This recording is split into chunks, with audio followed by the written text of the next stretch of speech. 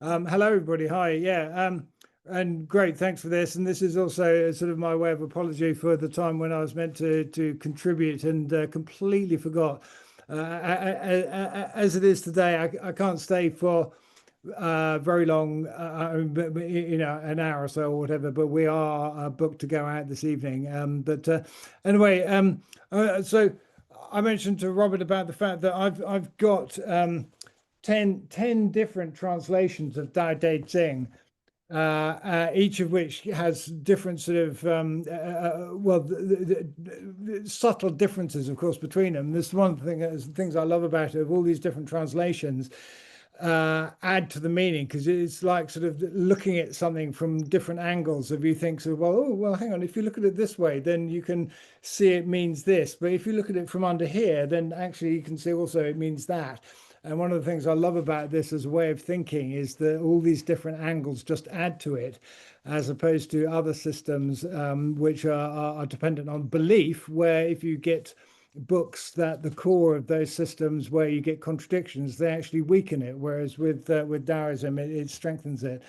But I only came across the concept of Taoism simultaneously by pure coincidence at the same time when I started learning Tai Chi 39 years ago now. And I had no idea that the two were connected at all. And I'll come to that because there is quite an amusing story about how my interest was grabbed.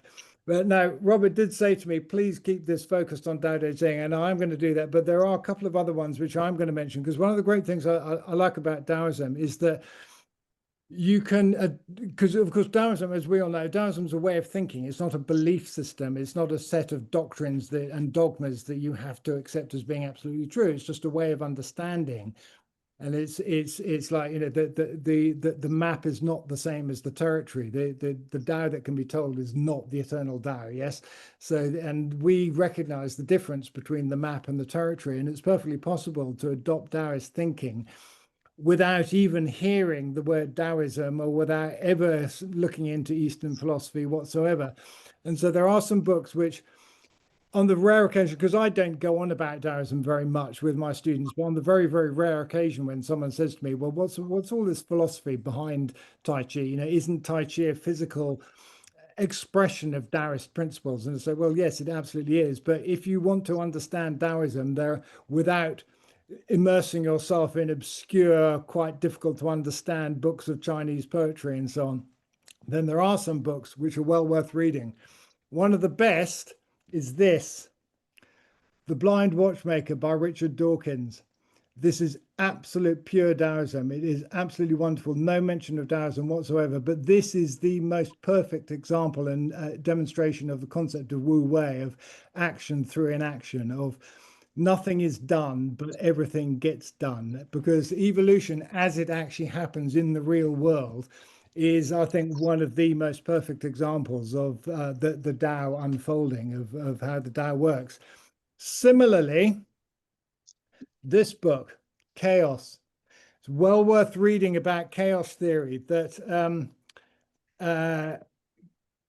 because are you familiar with fractals? Yeah, that is a wonderful sort of pictorial representation of the Tao of infinite complexity. The more you zoom in or zoom out, it's still the same. And it's an infinity of infinities. And it just sort of emerges and unfolds, and it's wonderful. Two other ones I'll briefly mention. Stranger in a Strange Land by Robert Heinlein. Robert's reaction there, you know what I mean. This I've read it about, I must have read it about 5 times, I think. First time I read it is just sort of wow, fantastic science fiction story.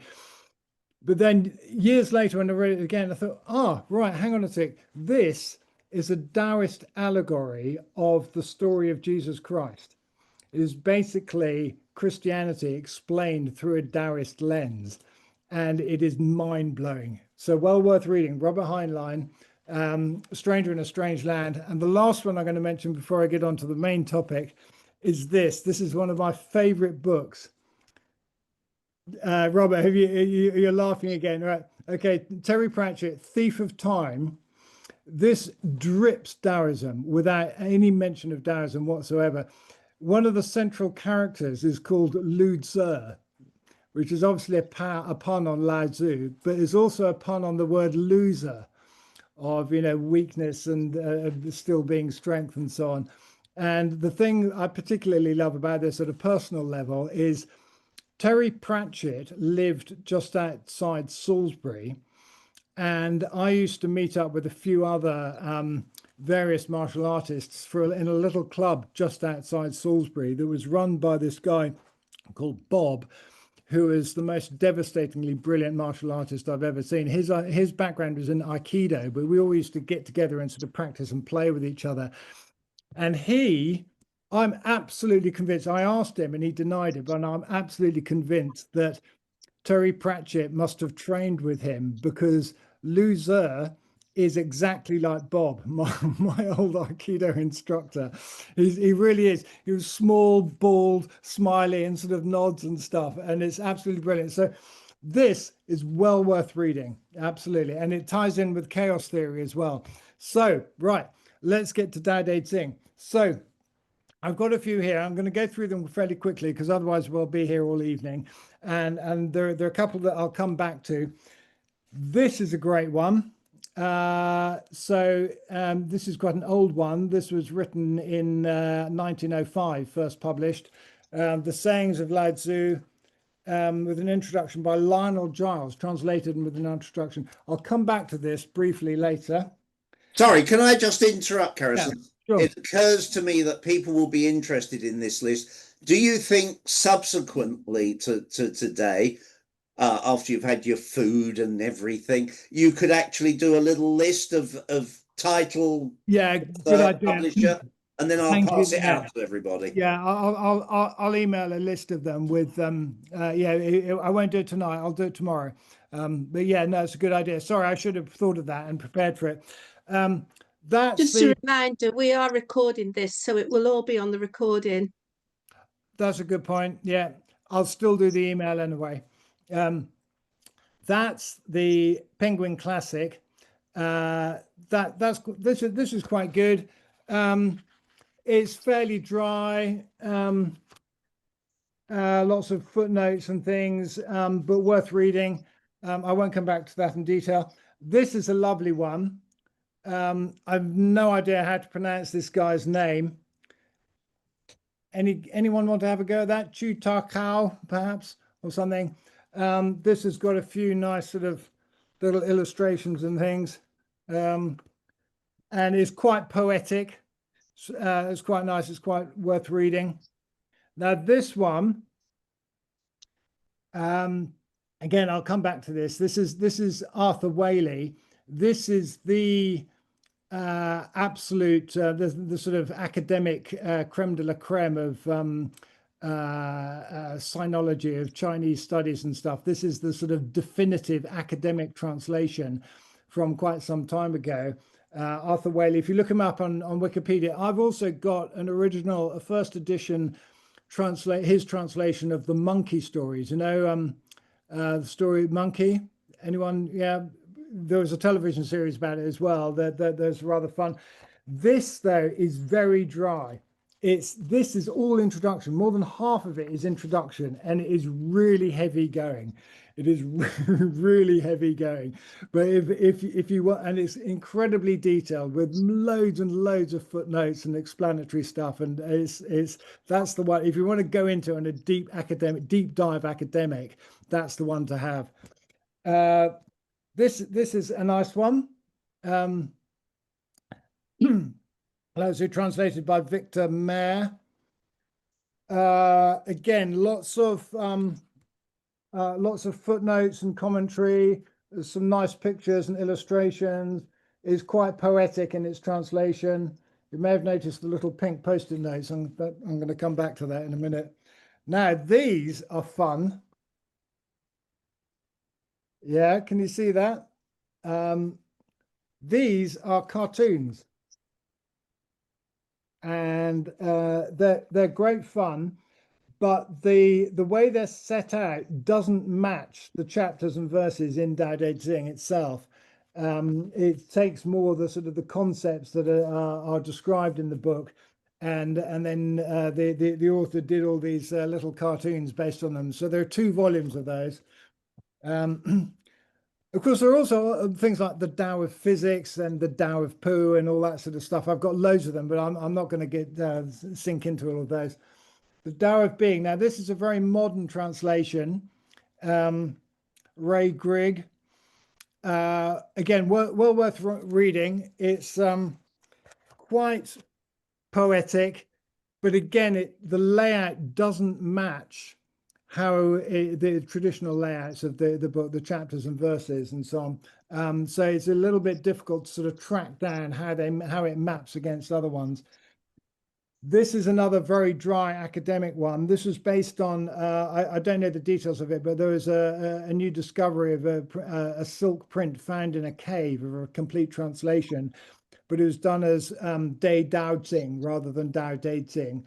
And again, it's very dry. It's got all the don't know if you can see that there. It's sort of in old Chinese characters and modern Chinese characters, loads and loads of footnotes. Again, it's an academic deep dive, and it's quite hard work, but it's worth being aware of.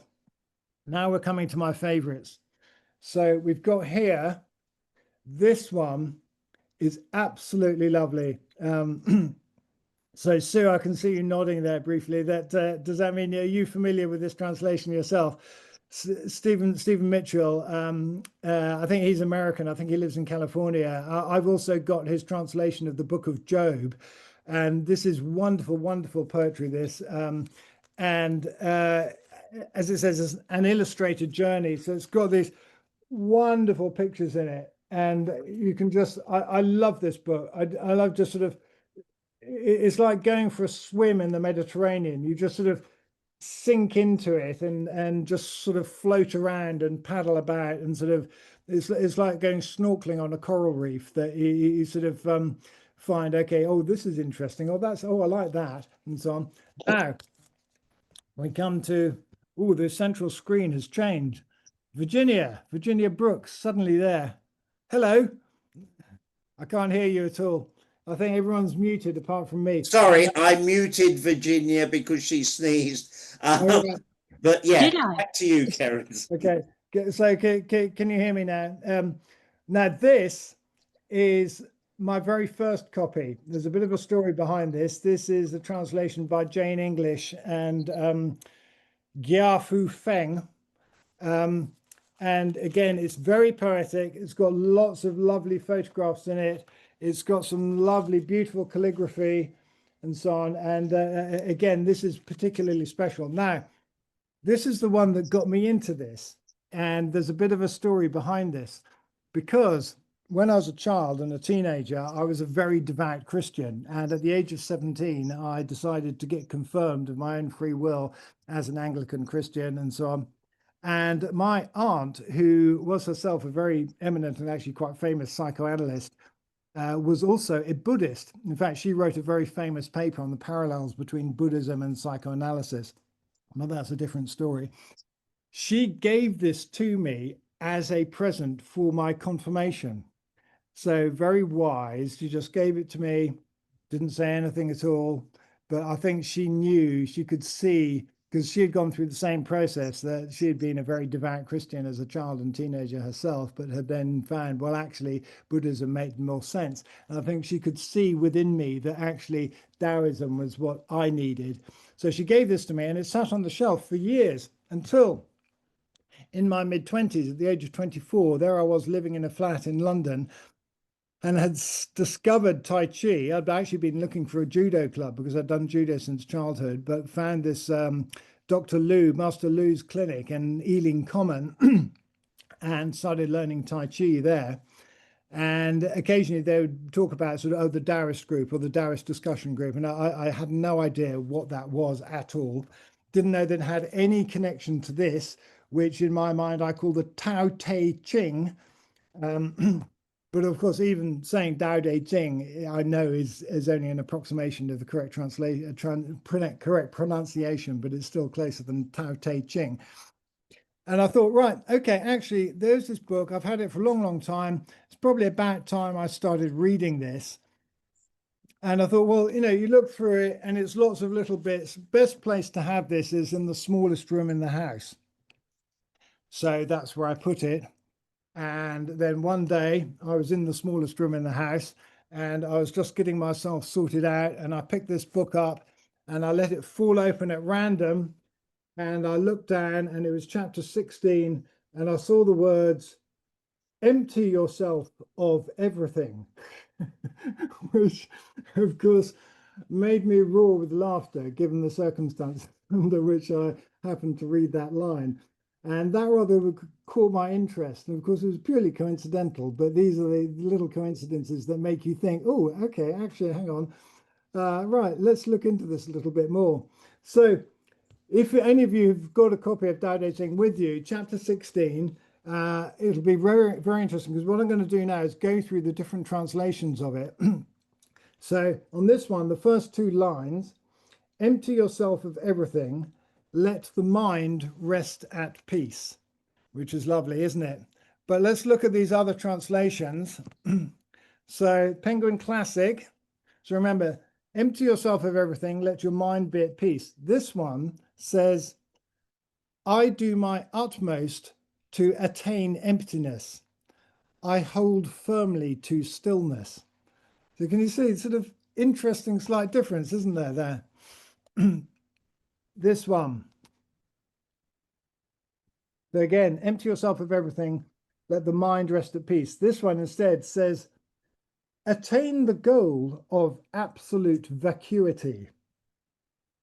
Keep to the state of perfect peace. So, right, okay, vacuity, very interesting. You can see how the same Chinese characters can get translated in subtly different ways. Let's look at this one. Attain utmost emptiness. Maintain utter stillness. Now that's quite interesting, isn't it? I like that one. That's a little bit more concise and seem to be a little bit more meaningful. These ones, I have no idea where it is on that, so I'll set that one aside. This one is all a bit diffuse and spread out. There are a few different bits. Give up certainty, soften and open, be taught by the Tao. To understand the world, give up the world, and so on. What else have we got? Come to self, then empty of self. And there's another one I thought, where is it? When thinking is too full for understanding, think with emptiness. So, significant differences. That's very much his personal interpretation. Let's look at this one. Take emptiness to the limit. Maintain tranquility in the center. So that's quite interesting, isn't it? Quite a different one. Now we come to Stephen Mitchell. So again, Jane English's one was empty yourself of everything, let the mind be at peace. Stephen Mitchell, empty your mind of all thoughts, let your heart be at peace.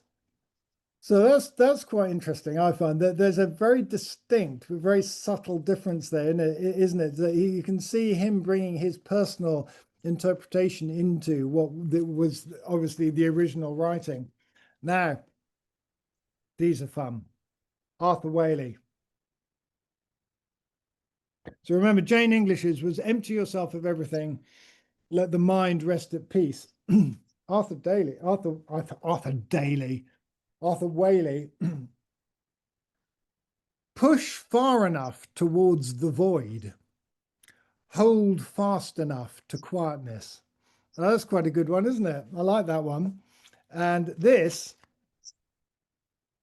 now, what's interesting with this one is that it's not set out in the same chapters that we're used to.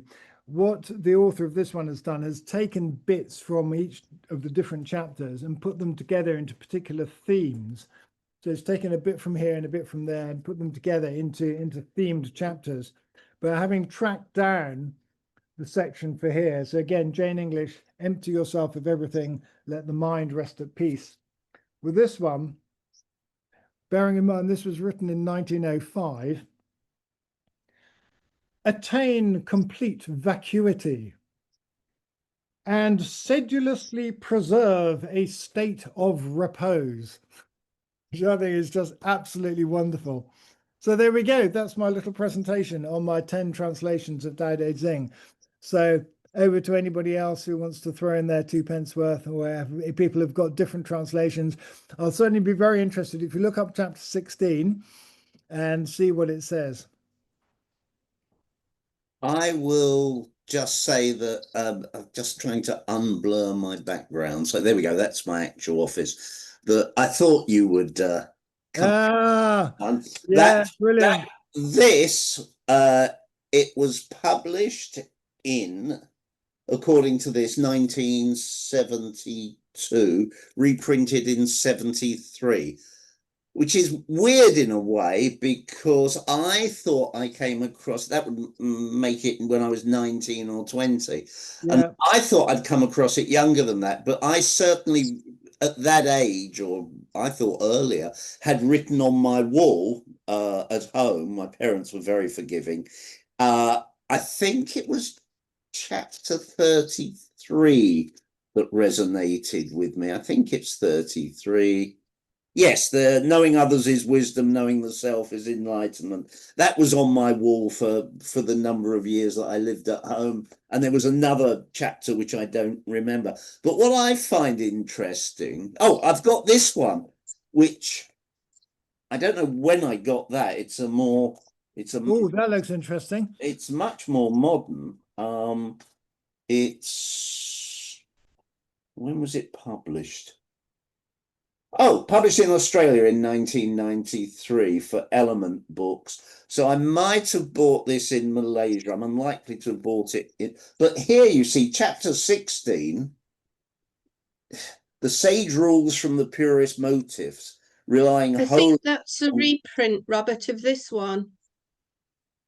It's the same people. Ah, right. Who the blooming heck? And that one's got lovely pretty pictures in it where mine hasn't. Oh, right. It's by who's it? Oh, yeah, Manhope Kwok, Martin Palmer, J. Ramsey are the translators, calligraphy by Kwok Lap Chan. But it's chapter 16 is completely different. So well, it might be one of the ones in which source material. Might be one of the ones in which the two books are in reverse order. I'm just looking through to find. Yeah, so no, it gets a bit confusing when they're done. Yeah, anyway, never mind. But that's interesting to hear. Yeah. Yeah, I mean, I thought I noticed Brian posted a message saying that he's the winner. He's got the most.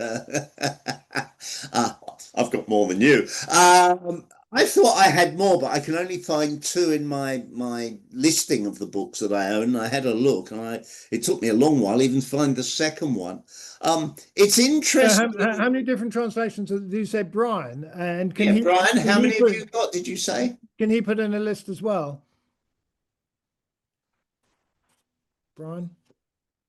Brian, you're muted. Can you? I think he's counting. He's about to speak.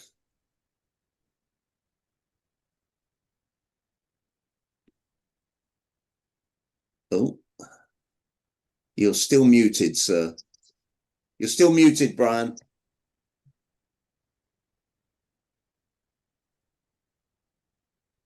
Brian, we can see you, but we can't hear you.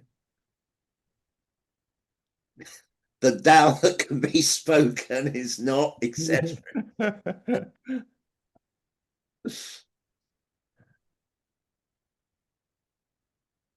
Yes, no, Brian. No, you're still muted, sir. When all else fails, hit the bloody thing. Robert, are you able to unmute him? No, it's one of the, I can ask somebody to unmute, but I can't unmute somebody. Brian, for some reason, bottom left corner where it says audio. You should have a little picture that looks like a microphone, and if you click on that, it should have a red line through it, and then if you click on it, the red line will go away. Never mind.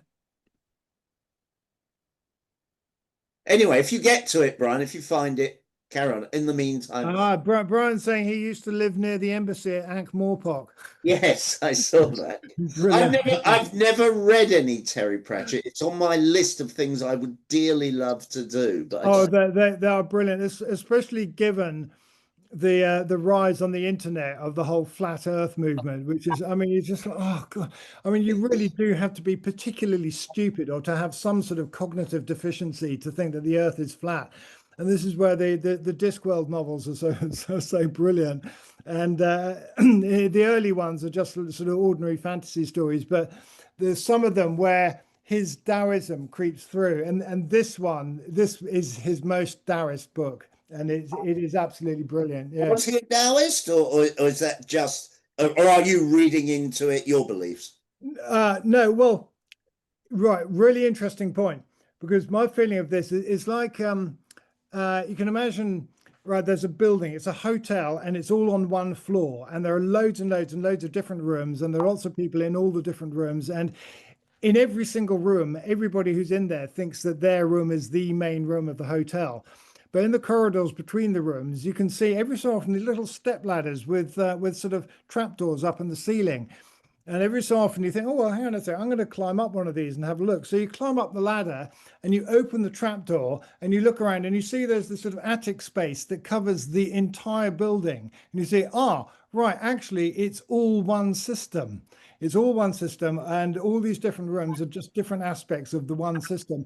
And then over there, you can see there's another trapdoor that someone else has lifted, and you think, oh, that's Robert Agar-Hutton. There's someone else who sort of discovered these Taoist principles. Oh, if you look over there, there's Terry Pratchett, and so that's sort of how I feel about it. So I think that with that book of Terry Pratchett's,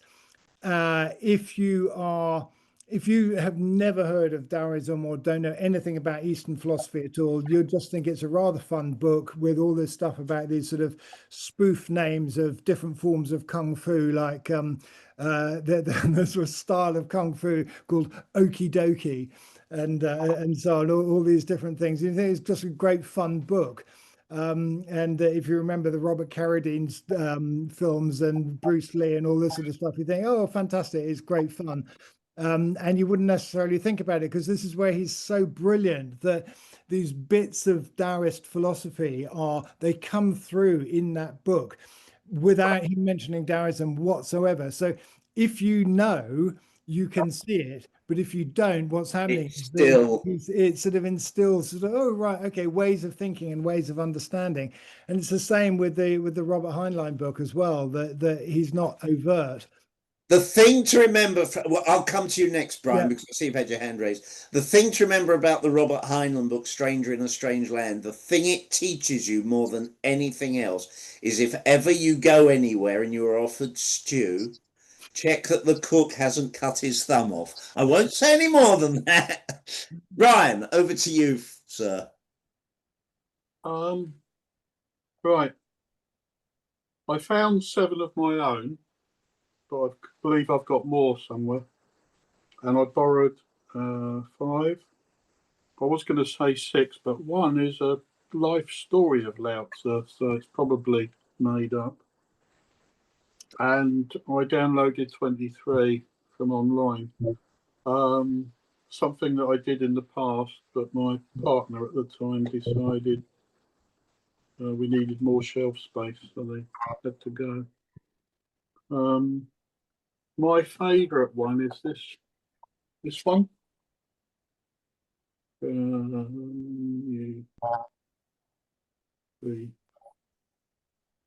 I can see the picture. Who's it by, Brian? Jonathan Starr. Thank you. Jonathan Starr wrote some other books based on Chinese history. What I like about this one, though, is it gives you the literal gives you translations of the characters. so that you can write your own. And it's quite This would be great. interesting. Yeah, certainly. Please, everybody, like I'm going to do with Robert, I'm going to put together an email list of all of these, the names and the publishing houses or whatever, because it would be fantastic if we can all share. And certainly, Brian, if you can share your list of translations and everybody else as well, because I'm very, very interested to see more translations than the ones I've got, because of this thing of every different translation is looking at it from a different angle, and every single angle adds to the whole picture. What else have you got, Brian? And what thoughts have you got on it? And that's where we really need to. I mean, what we haven't touched on yet, and what I would like to gently steer it round to is how is it part of Tai Chi as we now know it in the modern world? Brian, sorry, you've got more books to show first, though. Well, I don't want to show you all 35 of them. I can't show you the downloaded ones, not easily anyway, because they're only on my phone at the moment. And some of them I remember reading, but I wouldn't be able to distinguish which was which now.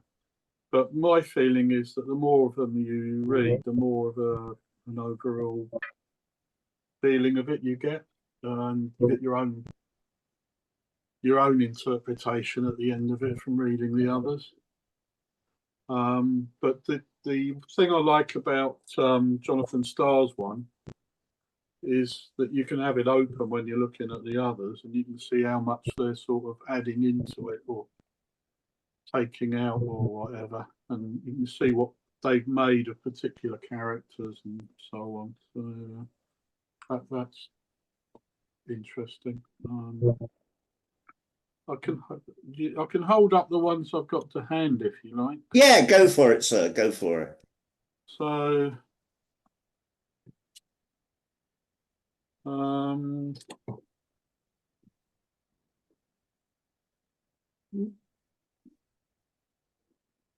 you see that? We can see the cover. We probably can't see the name, but that'll By depend. somebody called Stephen Hodge.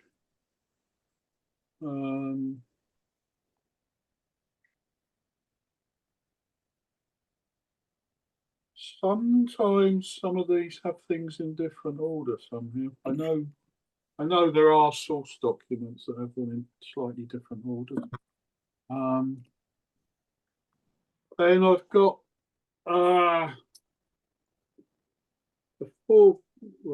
as far as I know, it's a 4-volume set of Thomas Cleary's writings.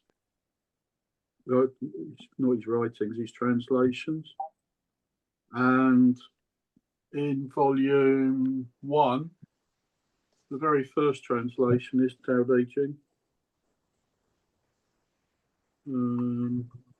But he's got a reputation for churning stuff out, though. That looks interesting. Is it was Darris Classic, so it's a number of other books as well, yeah? Yeah, it's a 4-volume set. Right. That certainly looks interesting to get a hold of, yeah. Yeah, I don't know now. I got it cheaply. Well, partly it was gifted to me, partly I got it cheaply. With the rise of Amazon, you may know that books are not so easy to get now.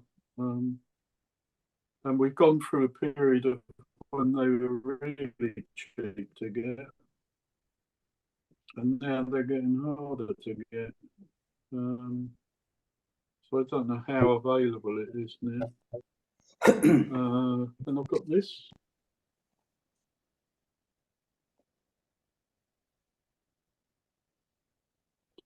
Which is by Robert G. Henricks. I'm not sure if that's the one you already mentioned.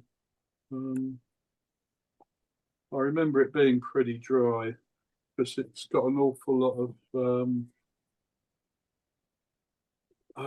academical stuff in with it.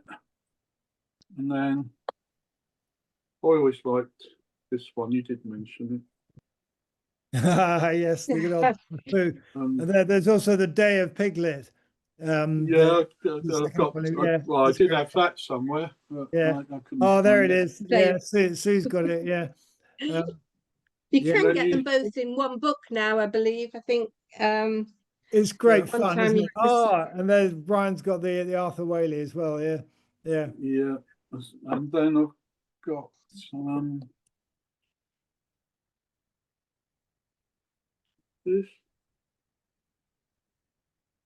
the Day After Watercourse Way. Ah, that's Um, interesting. Okay. Which Yes, is Mm. by the Tao is like a river. Alan Watts, and I don't know if you know Alan Watts, but this it says with a collaboration of Al Chung Lian Huang, who I know's also produced a translation in the past. But in his time, Alan Watts was a well-known, I think he was a doctor of philosophy or something.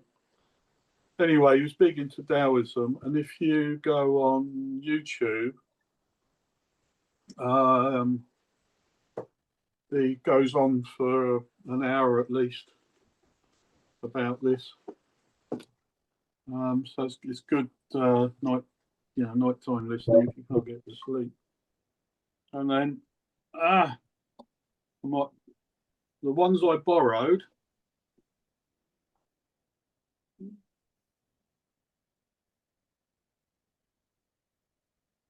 Sorry, this one's difficult because it's there.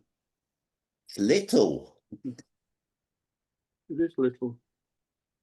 So it's quite nice to have in your pocket to have a look at if you're traveling or whatever. No, I used to carry it around quite a bit. But this copy's not mine. I did have a copy somewhere, but because it's small, I might have lost it. But I'll put it in my hand. You can see how small it is.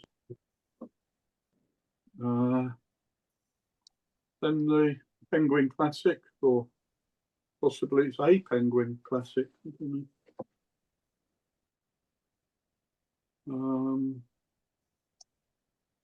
No idea about this because I just borrowed it. That's interesting spelling there, isn't it? Where's that published?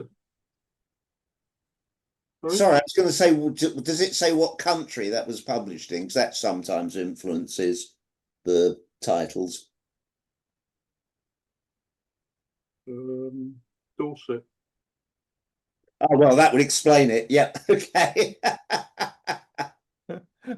Well, there's lots of different ways of spelling it, and I suspect the currently popular way is the Pinyin version. I think people don't. I don't. Well, some people don't know. I've got a book about Chinese language, and it says there are 7 main languages and loads of minor languages, and they've all got dialects and accents. So any Chinese speaker potentially is going to pronounce it in more ways than we are. So I got into an argument with a lady once who was insisting my pronunciation was wrong because I was pronouncing it with D's rather than T's as you would in English. Or the other way around, I can't remember. But, yeah, and you sort of want to say, well, actually, I don't know. I'm just having a stab at it the closest that I can get. But my old Tai Chi instructor, who is Chinese, the closest I can get to the way he pronounced it is this. Yeah. Yeah, and I dare say our Irish friend might pronounce it differently, and if we were to write it down, it would get written differently. But, there's that life story I mentioned.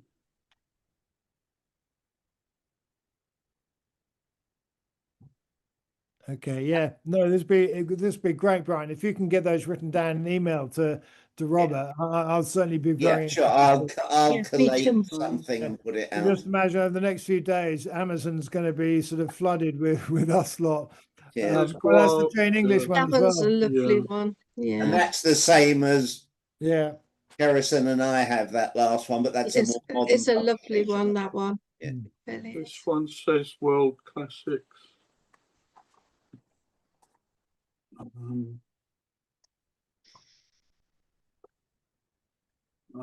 That's it of the ones I can easily Lovely. show. Thank you for that, Brian. I can put a note in my list about the ones I know something about, if that helps as well. Yeah, thank you. That would be great, Brian. In the downloaded ones, if you downloaded them from a legitimate source, by all means, sorry, I'm boring. I used to be a computer nerd and sell computers, so I worry about intellectual property rights, and I ran a publishing company for 12 years. But yeah, if it's somewhere where anybody can download from, please do include the link, and I'll put that out as well. some aren't, because I've got access to some academic stuff. Oh, right. Okay, in that case, don't But worry. some are, because they're from places like Project Gutenberg. So Lionel Giles, I think, is on Gutenberg. I'll just mention a few of them. Alistair Crowley. Anybody know who Alistair Crowley was? Oh, yes. Dude, yes, yeah. He was a big translator in his time, but he had his own slant on the way he translated things, which is So quite instructive. If you hang on, bro. Are you saying Alistair Crowley did a translation of Tao Te Ching? amongst many other things he translated, yes. Wow, that would be really interesting to read his translation of it. Yeah. Okay. And that's on the internet. I haven't read this one that I downloaded recently, but one of the ones my former partner got me to dispose of, I think may have been annotated by one of his followers. So it's not only got a strange translation, it's also got strange interpretations of it alongside it, all to do with witchcraft at different levels and so on. Complete bullshit, but he was a clever guy to even be able to translate some of this stuff. So I wouldn't dismiss it entirely. And Yeah, he's certainly very much strange, and you do wonder what he would have added in himself. yeah. No, it's interesting to hear. Yeah. And it goes some way to explaining why we get banned from church halls now and then. Indeed. But when that happened to me, I got the backing of the bishop, so that wasn't. That's interesting. Yeah, because I mean, in my case, this certainly was a major step for me in moving away from religion, and I now consider myself to be completely. I'm totally not religious at all. And this is an important part of that process of sort of yeah. Anyway, that's another story. We can keep that for another night. Shall we, Brian? No disrespect intended. Shall we move on to the food now, and then yeah, and then I'd Brilliant, like to. thank you. It's just lovely to hear this. I just love the Tao Te Ching. For those of you who may not know, Tao Te Ching means the way of the virtuous book. And a very good friend of mine, David Lees, has written his own version. It's not published yet. He's done one which is audible as well. He's not published it yet, but I did contact him. I've gone through the whole of the Tao Te Ching with him from the beginning to the end. He is a Taoist monk, and one of his tasks was to leave China and come back over here and share it with the world. So I was lucky enough to be taught a lot of Taoism from David, and I'm going to, I hope you don't mind, but I'm going to move on to verse 22. I'm really sorry. And the reason I'm moving on to verse 22 is because I asked him if I could have this particular verse to share with you that he's written. So I am allowed to. I have got all of them, but I would have shared it without permission because he's not published it yet. And this particular verse reminds me of Tai Chi, and that's why I chose this particular. I think there's 3 or 4 throughout the book that I could have chose my favourites, but this one. And it starts with, Learn to be soft and flexible if you want to be balanced and strong. And David has done, all right, let me just create some space. I've got books and paper everywhere. David has done for each verse, he's done a commentary on the verse. And then at the end, he's done a meditation, 6 steps of meditation. And he has told me that I could share this with you, this particular verse. So I'm quite happy to send it via email and let you all have a look. And because if I don't want to get involved and take over the whole hour, but which is very easy to do. But I just really like this one because it's learn to be soft and flexible if you want to be balanced and strong. Learn to bend if you want to stand at your full height. Learn to be empty if you want the Tao to enter. The way an empty vessel offers space so that it can be filled. If you let go of old, inflexible ideas, you allow new, fresh ones to enter. Learn to have nothing, then everything will be yours. The sage acts in this way, being at one with the Tao. The sage does not strut or show off, allowing the true character of Shen to shine through. Never saying, I know the answer, but letting others find their answer. Creating space and inspiration by never boasting, then others can explore and find their path. And I really like that verse, and you've all got your own versions and you can compare. But you know, I just thought it would be really nice to share something that's brand new and just coming out with you. So Thank you for that, Thank you for Sue. that. Yeah. again, you know, I've got pages of information, so I'll let you have a read through in your own time, because it's quite nice to do the meditation at the end as well. I don't know if you've heard of David Lees at all. If you Google Wu Wei Wisdom, is like got loads and loads of information on Taoism, and yeah, I'm a big fan, as you can tell. How are you spelling his surname? Lees, Lees, Okay. Yeah. David Lees. He actually was a footballer as a child. He wanted to be, you know, a wonderful, you know, millionaire and playing football. And he had a stutter. It was his story is quite interesting because he had a stutter. When he was playing football, he never stuttered. Nothing to do with Taoism, apart from the fact that he went to the hospital under a doctor for years and years and years, and in the end they just said, David, I'm really sorry, there's nothing that we can do for you. It was from Birmingham. And then somebody said to him, have you ever thought of going down to that meditation center and seeing if they can help? You know, they're all like Taoists and Buddhists, and you know, there might be somebody there who can help. And that's what got him on the path of Taoism. He went and knocked on the door, and apparently he says that the little monk put his arm around his shoulder and says, come on in, nobody's taught you how to breathe. And that was it. And he has a little stutter, but that was, I guess, his path to where he is now. He became an acupuncturist and then moved over to China. And then from China made his way over to the Wudang, and from the Wudang he became a Taoist monk, and then moved back here. Unfortunately, I don't see, well, I do see him now, but it's on Zoom because he lives in Chiang Mai now, so he gets around a little bit.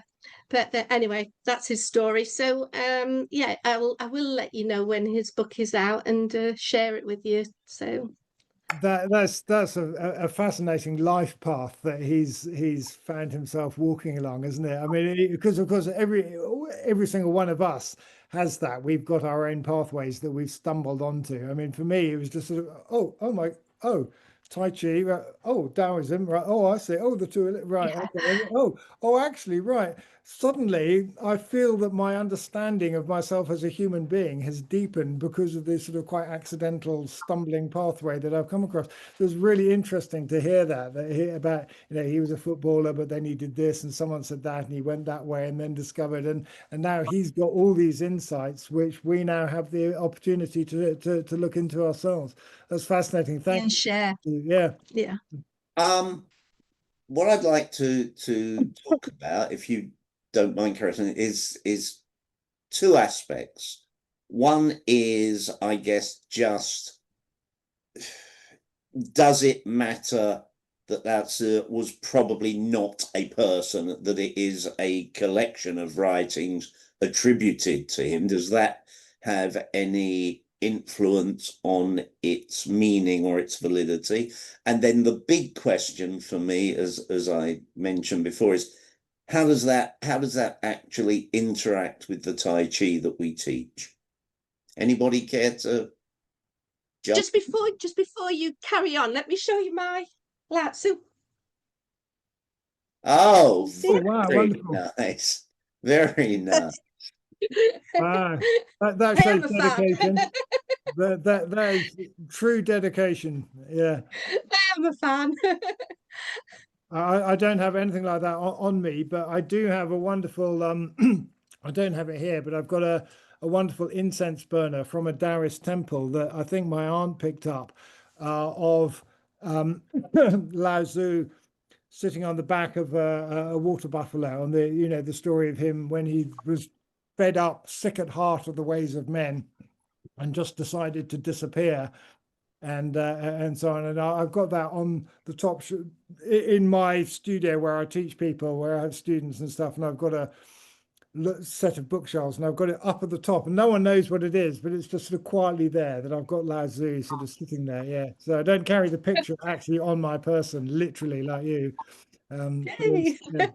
I've got Buddha as well. All right, okay. But I got a few. but this ties in with Robert, with what you were saying about the book and stuff, because of course we don't worship Lao Tzu. We don't think of Lao Tzu as a god or divine. We don't even, it's of no significance whether Lao Tzu was an actual person or whether it's just a concept for a collection of stories that has been hung on this particular peg. And again, like with Buddhism, we don't worship the Buddha. But these are just people who have sort of in the past come up with ideas that make us think.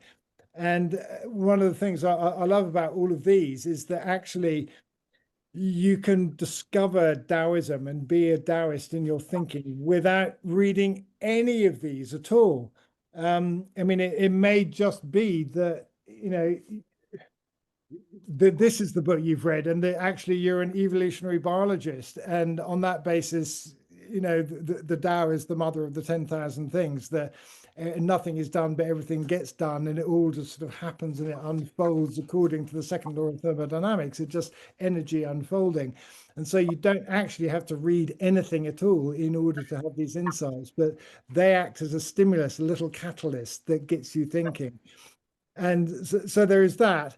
As you're saying about how it ties in with Tai Chi, I think of Tai Chi as being a physical, moving expression of Taoist principles, of the whole concept of going with the flow and the softness and sort of accepting, and it's all about mutual cooperation and so on. That, you know, the thing of not meeting force with force. That you, if someone, I mean, I don't know. I mean, I know there are so many different styles, but my background, my pathway, I don't know any initiating attacking moves.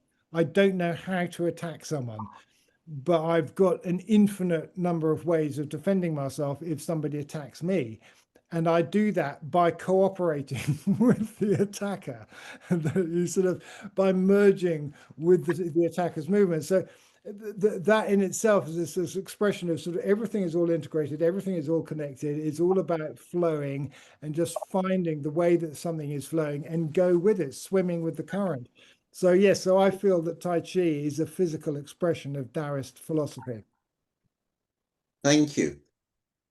Who else wants to jump in?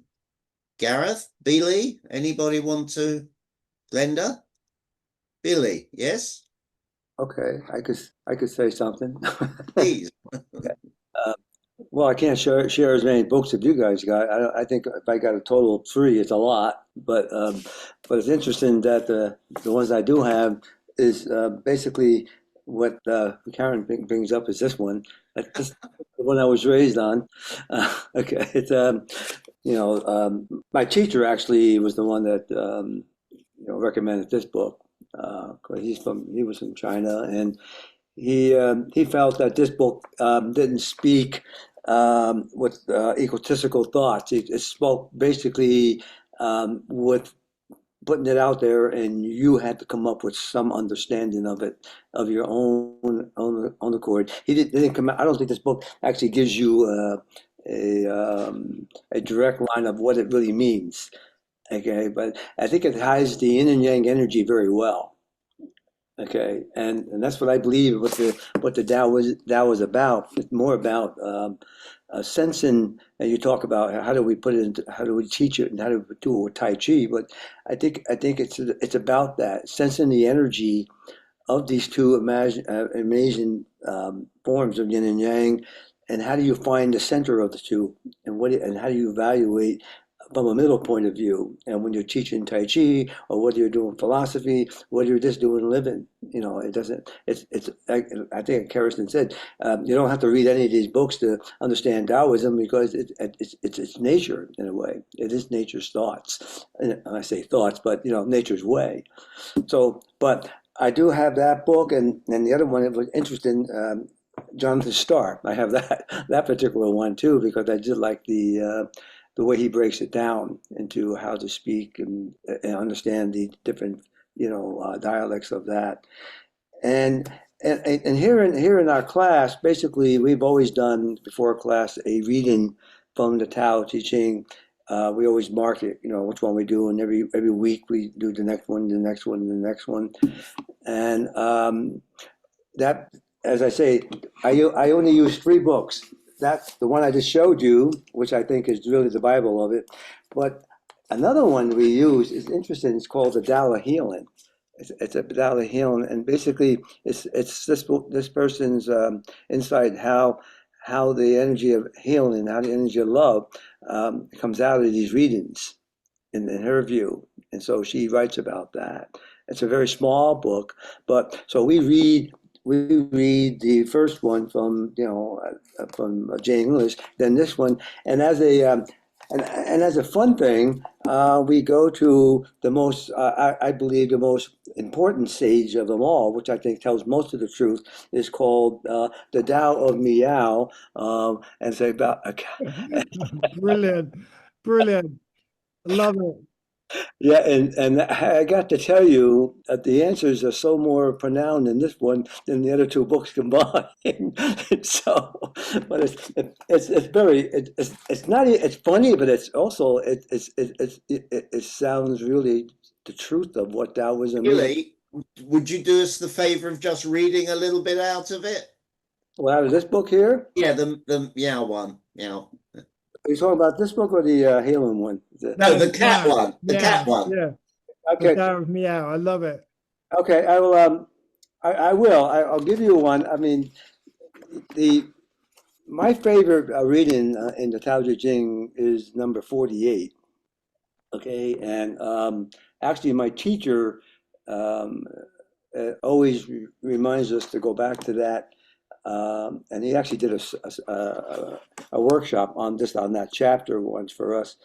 But so this one in this book, the 48 says, and I got to tell you, we have a guy here, one of my students, who almost could be a cat. I mean, the way he read this book, you thought he was a cat, so I'm doing injustice when I read it. But if he was here, you would almost think, why, this Waldo, the cat's name Waldo, by the way, that Waldo was really speaking to us. So, but anyway, it says here, smile, and the whole world smiles with you. Meow, the whole world purrs. Those who do not know the meow cannot meow along with you. They are not in tune with the way. Their smiles are more forced and strained. They try to make the natural artificially. When you smile because you are part of the way, it is as though you are not smiling at all. It takes no effort.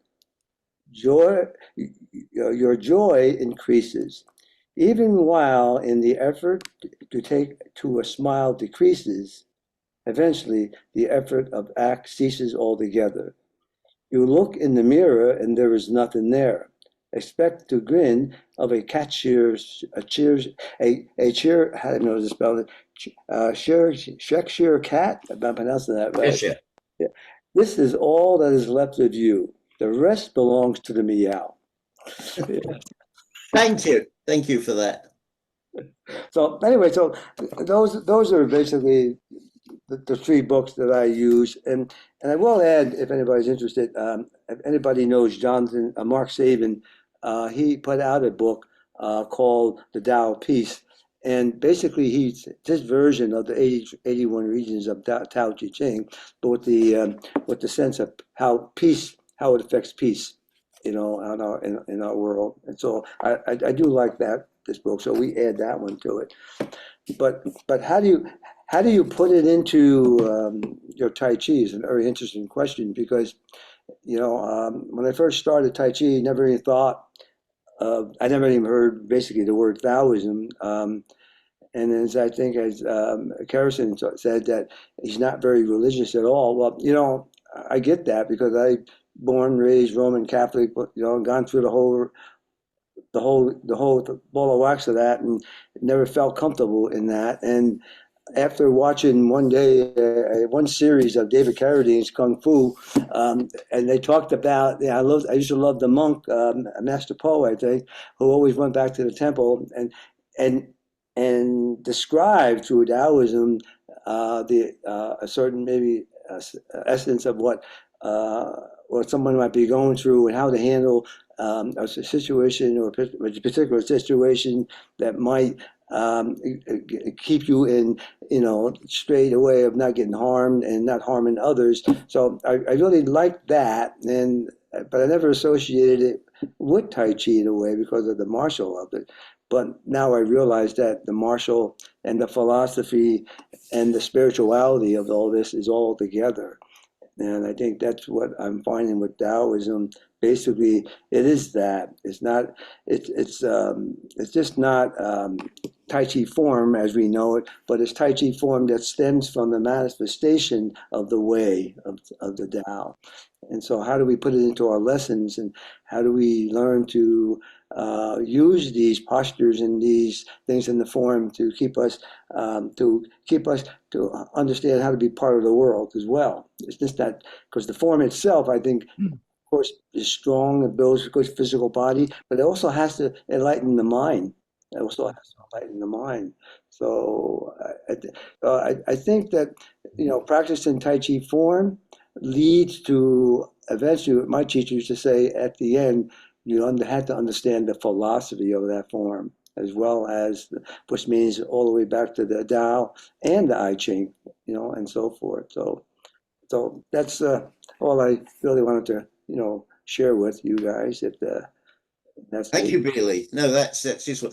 I will say something. You mentioned David Carradine and the Kung Fu series. I loved that, but I will say that the Master Po character did me more harm in my life, probably, than anybody else I've ever met, with maybe one exception, because I genuinely wasted about 20 years of my martial arts journey looking for that Master Po type of instructor.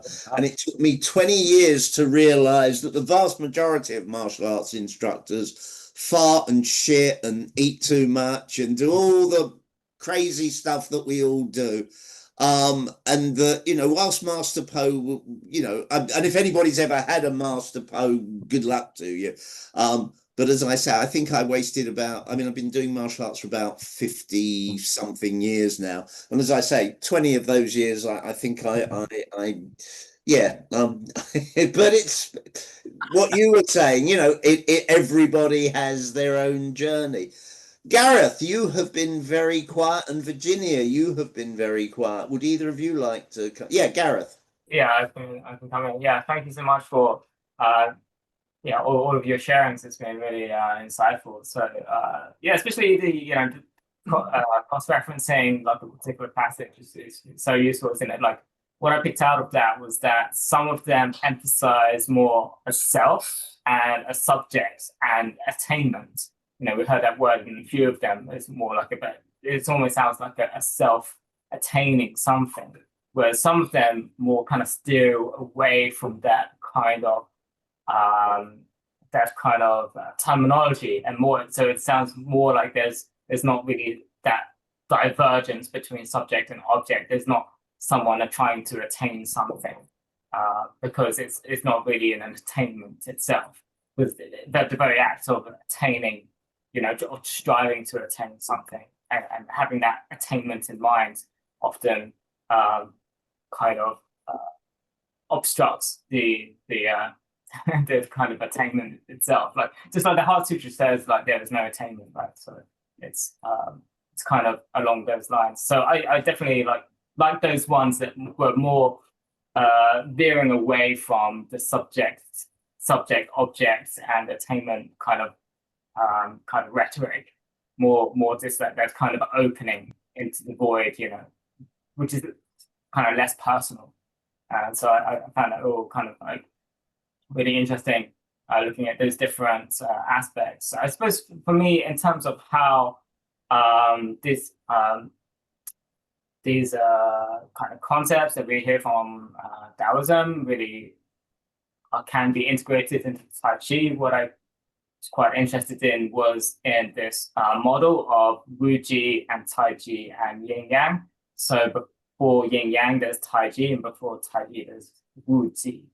So my very basic understanding is like, yeah, when I'm practicing Tai Chi, then yeah, first of all, I do have those ideas of those concepts of yin and yang, like left and right, and opening and closing, and so on. So you do have that level of Tai Chi in terms of yin and yang, and then more and more you kind of like go into the space, and then there's just that openness, there's just that kind of flow, and there's just that awareness, but there's no kind of there's almost like, yeah, you just kind of letting go into that sort of the voidness of the space and just moving through that space, and that's moving towards Wu Ji as I kind of vaguely understand it, though admittedly I have not studied these things in much depth.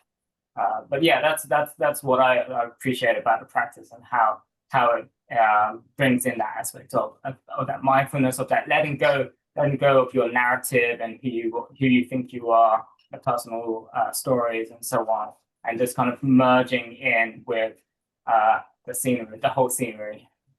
Yeah, that's what I appreciate about it. Thank you, Gareth. That's yes, Carrison, you want to come back on that? Sorry, I have to go now. I need to get on, otherwise I'm going to be late for what we've got planned this evening. So right, thank you so much, everybody. It's been really interesting. And Gareth, nice to meet you as well. And if you're over in Southampton, maybe we'll pass each other on the M27 at some point. And right, well, thank you very much, everybody. Thank you, Carrison. Thanks very much. It's been fantastic hearing other people's viewpoints and inputs and all those other different translations and so on. And I love the Tao of Meow. I think that's absolutely brilliant. Yeah, nice one. Okay, see you at the next one. Cheers, Lovely. Bye. Bye. Virginia, is there anything you would like to add or say or anything? You're muted. And then, sorry, Shay, I'll come to you. My apologies, because I can't see your picture. You were out of sight, out of mind. Virginia first, though. You're still muted, Virginia.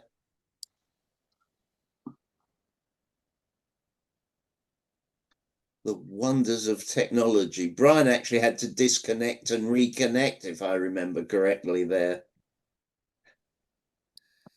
It's I didn't have to. I got disconnected when I was. Can you hear me? Yes, we can, Virginia. Yeah, please carry on. Yeah, it took me a little while. I've only been aware of these books since you mentioned it, that it was coming on. So it's very, very new to me. It seems to me like it's almost puzzles of wisdom. But what I've got through some of the Tai Chi practices that are not directly physical, seems to me, after your last speaker, it seems to me letting go of yourself and the practices I've got where that happens is, have you heard of reduction meditation? No, I haven't. Hi, Steve. Well, I was shown a form of meditation where you sort of let go of your body and let go of your thoughts, and you basically sit down and imagine parts of your body disappearing, so you free yourself of physical limitations, and then your mind frees itself, and you, if you like, go off into a space which has got, if you like, unlimited potential. And I wondered if this sort of, because Taoism it's fairly new to me, I wondered if this sort of ties in, the letting go, so that you're receptive to new things. Yeah, I mean, I must admit, my knowledge of Taoism, like my knowledge of most belief systems, is small. Can't think of a good word for it. Small will do. But yeah, I can see that there would be an overlap there. The trouble is, of course, with any belief system, you can make, and I say this with some trepidation, but you can make any belief system either as welcoming and all-encompassing, or you can make it as tight and unwelcoming as, yes, Sue, jump in, save me. Just so the way or the easiest way I like to think of it, Taoism, is we've got the yin and the yang, and we've got the yang on one side and the yin on the other, and then we've got this lovely S shape in the center. And the S shape is the Wu Wei. It is the Tao. It is the flow. And the only way you're going to get that flow between yin and yang is by amalgamating them together and letting them become one. So your yin and yang is not two separate things. It's, if you think about it as dusk to dawn. I'll get it right in a second. Night goes to dawn, dawn goes to day, day goes to dusk, and so on. It's not one versus the other. It's a continual, and the Wu Wei in the center is kind of where we want to be in our flow. So where I agree with what Gina says, I don't believe, this is my personal belief, of course, because there is no right or wrong in Taoism. Everybody's right, and it's everybody's choice to choose what they want to believe in, whatever that may be. So the way I look at it is that you wouldn't let go of yourself completely, because if you did that, then you're not in the oneness. So what we want, let's imagine our body. So if we imagine our body, our mind and our body as yang, monkey mind, yang, and then we think about our spiritual selves and our shen as yin. We don't want to be always yin, otherwise we'd all be dancing around like fairies in a field, which would be lovely to do, but you know, you just can't live your life that way. You can't always be yang, because if you're constantly, you know, in your mind and body constantly, you're not, you know, you're either always at work or you're always doing, and that's no good either. You've got to find that nice area in the center, and that's what we're looking for, the flow and the way of bringing everything together. That's the way I like to look at it anyway. Thank you. Yeah. Shay, do you want to say anything, young man? I teach Wudang Tai Chi here over in Ireland, in the Midlands. I teach Tai Chi for Cancer Retreat Centre. The Tao Te Ching, I don't really teach much, or I don't really mention much, because as regards to the Tai Chi, and I regard them now, they're just great quotes. They're great to reflect on. For this day and age, people under tremendous pressure, stress. And as I say, I'm teaching at the moment Badawan Jin and Jing and Tai Chi for a cancer retreat centre. Like, it would be very, very hard to try to explain what's in the Tao Te Ching, because it's nearly impossible to explain anyway. Regarding of yin and yang, I'm also a clinical hypnotherapist. We have two parts of the one mind. One is conscious, one is subconscious. The language of the conscious part of the mind would be logic. On the other hand, the language of the subconscious mind is imagination and feeling. You might hear people saying, empty your mind. You cannot empty your mind of a thought. You can only change it. And the longer one single thought stays in the mind, it gets stronger and stronger.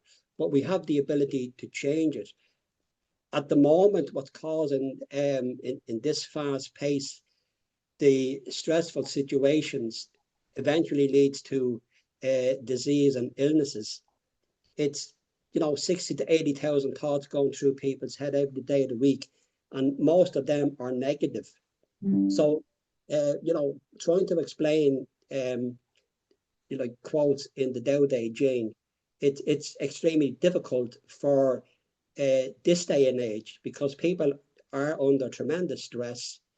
They've an awful lot of, even at the moment now, we've nearly epidemics of cancer at the moment. That's my thoughts on it anyway.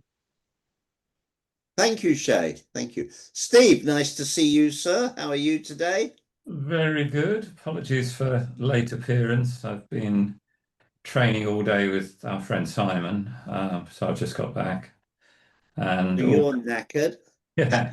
This was, wait a minute, let's turn the blooming blur thing off.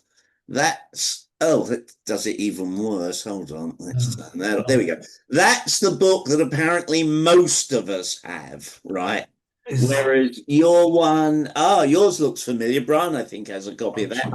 Can you unblur yourself for a minute? I can unblur, or I'll move it close to me. Is that one of yours, Brian, or was that one of? So that's the Ching. Yeah. Oh, that's the yes, that's the Ching. That's a week's worth of these talks, I think. I mean, it's very interesting. Do you, when you're I know you're not teaching a lot at the moment, but when you're teaching, did you or do you ever get into the sort of the philosophy behind what you're teaching?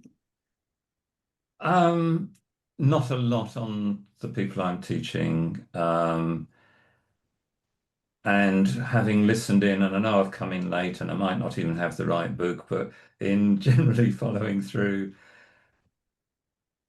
what I'm going to say is going to sound a bit facetious, so you'll probably appreciate it, Robert. But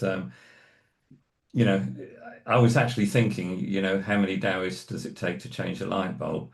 But in coming into I'm sorry, I'm not sure the last speaker's name. I haven't got it up on here, but the hypnotherapist. But yeah, Ginny, or Shay, or Shay, I think it was. I don't know. Lots of them. They all said stuff. But on this whole concept, my own understanding, which is very superficial, is yes, it's sort of the interconnectedness of everything. And linked into my facetious look at it was again in systemic theory. I was going to say, you know, how many, if you have 100 people in a room and one event takes place, you'll have 100 different versions of it described afterwards. None of them were right, none of them were wrong. Only one thing actually happened, but people's perceptions of what happened will be different. If they're not in conflict, you don't have a problem. If you have got a conflict, effectively you have to create a story that everybody agrees with, that is somewhere around what happened. Everybody said, yeah, it was a bit like that. I can go along with that one. And to me, it's a bit like that my poor little brain will never understand huge philosophical ideas. But if I can get some psycho-light understanding of it, and in this, it just means, yes, everything is connected. We try and find an explanation of that we are a part of, not as it's me and how my world around me, but I'm a part of that world. How do I get on with it? How do you find an explanation that I'm an integral and equal part of what's going on around me? And that's the simplest way I can put my understanding, which is why I don't teach it. Yeah, I totally get that. I try and I mean, okay, we've both trained for considerable periods of time with Simon. Simon Watson is one of, if not the sort of preeminent Tai Chi teachers in England, I would say, certainly in you know, Yang lineage. And he is, I mean, I often tell the story of somebody coming to him, and literally telling it to a student just the other day, of somebody coming to him and saying something along the lines of, oh yes, I want to take up Tai Chi, I'm very interested in spirituality and blah blah blah. And Simon saying to him, tell me, if you went to a baseball, basketball, football coach, would you expect them to teach you that sort of thing? And the guy said no. And Simon said, well, I'm a Tai Chi coach. I teach Tai Chi.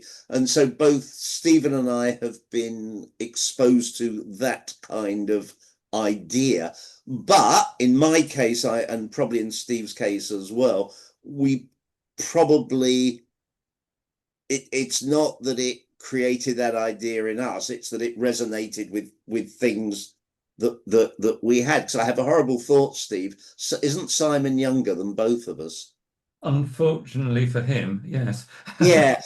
So got the maturity, yeah. So I suspect some of my thoughts came earlier. Yes, Sue. Just out of interest, the stuff that I've spoke about with you today is not something that I bring up in my Tai Chi class. That's personal to me. Everybody's got their own stuff going on. You know, I've got a couple of vicars in my class, to be fair. So, you know, it's like, you know, all I do is explain the yin and the yang as far as the form goes. You know, if one palm's up, the other one's going down, vice versa. Oh, You know, that sort of thing. That's very interesting, because I mean, obviously, I have trained with people who have a more, I don't like to use the word integrated, but I'll use that, a more integrated approach between belief and action. I try not to, because I have a number of, I don't have any vicars. Sorry, my mind's trying to, my subconscious is trying to come up with a rhyme that goes, I don't have any vicars, some of them wear knickers, but then I can't think of the third bit of the rhyme, so we'll forget that. But I do have people that have religious convictions, mainly Christians, and I try deliberately not to step on toes, because I find all religion curious at best. I understand it. Again, funny enough, something we were talking about last night, and I was saying, I suspect there is a deep, maybe even genetic imperative for most people to believe in religion, because it's been part of our world for so many, probably a couple of 100,000 of years. You know, early man, I'll say that because I can pronounce that. Early man would have had so many things that they couldn't have a explanation for, that having a, you know, what's the phrase, I don't know who came up with it, God of the gaps. It's the bits that you don't understand, that must be God. And that's been going on for so long that it maybe has transcended from being God of the gaps to being just a part of who we all are. And so treading on somebody else's toes, unless they tread on my toes first, you know, the classic one is the people that knock on your door. Excuse me, would you like to hear about? And the answer is generally no. With the exception, I will say, once, of 3 young men who were Mormons who knocked on my door, and they were just so frightfully polite and well groomed that you felt you wanted to adopt them.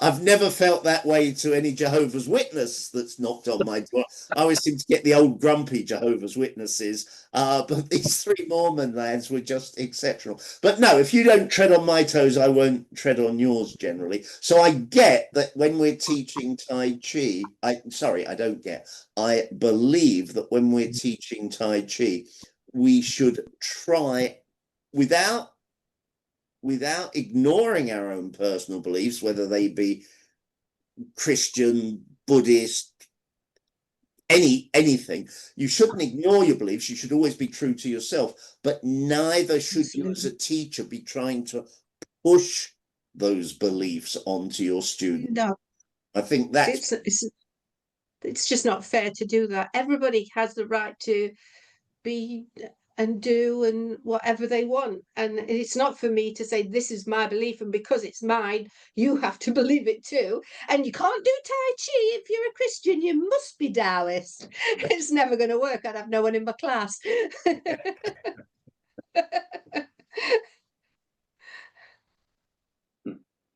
Are we getting to a point where this particular subject is running out of steam? If it is, if there's anything anybody else wants to say more about it, obviously please do.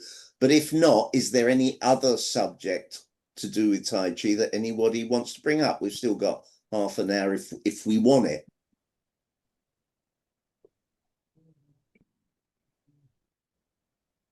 Don't all rush at once. Yeah, Robert. Yes, Shay. Yeah, what I'm finding is there's an awful lot, say, instructors just teaching movements, physical movements, which is the yang part of it, and very, very little of the meditation end of Tai Chi, the likes of using, as I said earlier on, the imagination and feeling. So like imagining and feeling this Chi moving through the meridians, moving through the various energy points in the body. And my take on that would be, if instructors are only teaching the physical form, the physical movements, this is not Tai Chi, because you don't have the yin. And what I mean is that we like to teach proper Tai Chi, we should be teaching both the physical movements and the meditation end of it. In other words, covering the meridians, covering the energy points, and actually how to move the Chi in the body. I don't know what your take on that is. That's interesting. Would anybody like to comment? It's quite an interesting thing is I was talking about the breathing, and I think for me, especially with the new students, the first step to meditating through the form is getting your breath right. at least be relaxed in your breathing and not holding your breath, which everybody does when they're first learning. But interestingly, I asked this question to my instructor, and she says, oh, you should just breathe naturally.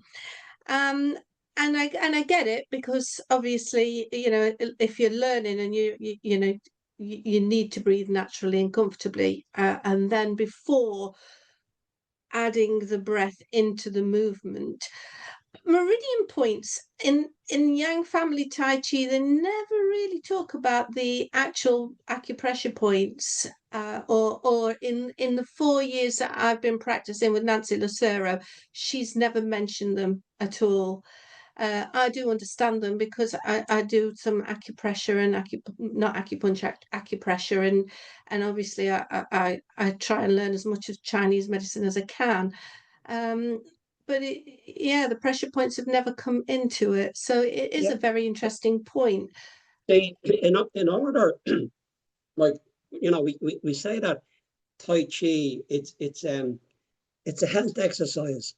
So in order for us to say, get, say, the liver, the spleen, the stomach, the lungs, to bring them into a balance, if they're out of balance, like, we have to be able to, while we're doing the form, we have to be able to use yi, which is the intent, along these meridians. If people don't know where, students don't know where the meridian is, where it's located, where does it travel to, how can they actually move the chi to that particular area within the form? It's interesting that you say, sorry, carry on, Sue. Well, I teach this in my Qigong class, which is interesting, because when I do the Qigong class, we work through the meridians of the body. We do exercises for all of the body organs, and obviously the meridians that go to those or through those meridians. So it's a very interesting concept, how I use it in one but not in the other. But yeah, it's But yeah. what I'm trying to get at is that Tai Chi is yin and yang. If we don't tap into the meditation end of Tai Chi, we don't have Tai Chi. We only have yang. I have a problem with You're what still you're moving the sorry. energy. So, sorry, Robert. We Carry keep on, Sue. I'll come back in a minute. do the students actually need to know where the meridians are, or do we just need to have a good understanding of how we move energy around our body? So obviously, shifting energy, we know that I know that we're moving it through our meridians. But does the students actually need to know that, do you think? Or can we not just talk about how energy moves through the body? Yeah, but see, Bailey? yeah, that's what I said in the beginning, was that a lot of instructors today are only teaching the physical movements, the form, and they're not using the power of the subconscious mind, which is imagination and feeling. And if you take students that, I mean, how do they get the flow of energy through to, say, the lungs, or through the spleen, or to the stomach?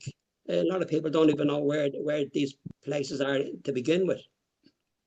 I don't know where they are in Hey, the body. do you want to come in, Billy? Come in. If This is a very interesting subject at this point.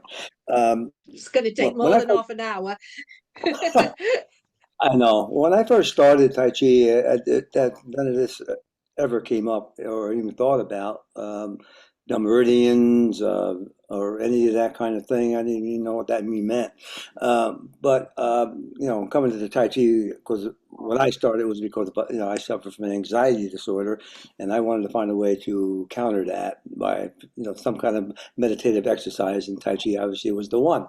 But with that said, as I I've been practicing now from Master Yosa Mall Tai Chi Farm for probably 30 years now. I'm beginning to realize that there is a lot more to Tai Chi, and not everybody has to, I don't think, has to know. You know, if you had to know everything, you wouldn't have enough time in life to know all these things. I always felt that the body before Tai Chi, let's put it that way, what was it doing before that? Obviously, it was doing the same thing, working the system, the heart working what it's doing, the liver, all that stuff doing it on its own.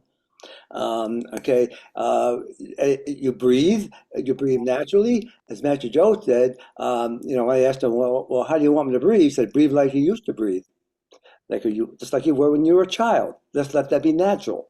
Okay, but it doesn't mean that there are so many different katas that come out of this after a while that we can study on meridians and on where they are actually in form. There are actually postures in form associated with meridians.